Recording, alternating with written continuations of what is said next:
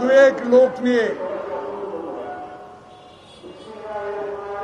NCP নির্বাচন কমিশনের পদত্যাগ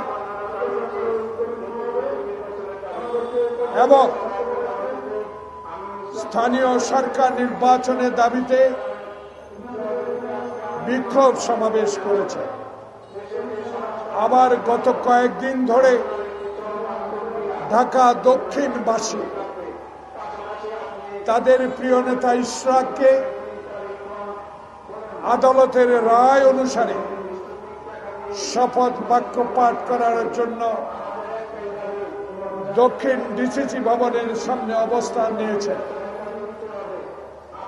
তার কয়েকদিন আগ থেকে সবচেয়ে পবিত্র স্থান যে বিশ্ববিদ্যালয় থেকে এই সকল নেতা আমরা লেখাপড়া শিখে আজকে জনসভা করার জন্য আপনাদের সামনে উপস্থিত হয়েছে, সেই বিশ্ববিদ্যালয়ের ছাত্র সাম্য নৃশংসভাবে খুন হয়েছে।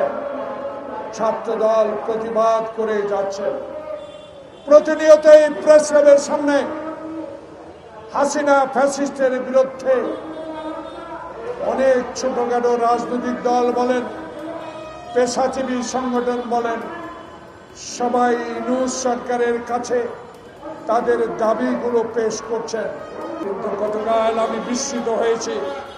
আপনি নাকি আমি পত্রিকায় দেখেছি, কতটুকু সত্য আমি জানি না, আপনার এনসিসি নেতাকে বলেছেন আমার পদত্যাগ করা ছাড়া কোনো উপায় নাই। কতটুকু সত্য আমি জানি না।